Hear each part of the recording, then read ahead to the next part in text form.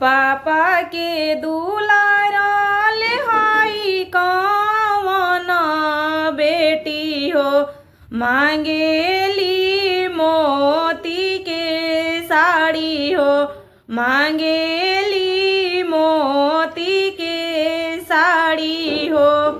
गरीब ही घरवा बेटी जनमवा लिहलू हो, कहाँ पाइबू मोती के साड़ी हो, कहाँ रे पाइबू मोती के साड़ी हो।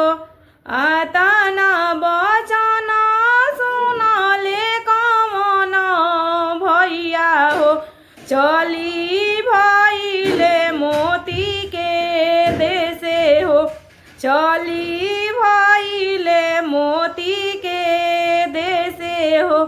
अतरहिया भेटले कवन दुल्हा हो, कहाँ रे सारावाय के ले जाला हो, कहाँ रे सारावाय के ले जाला हो।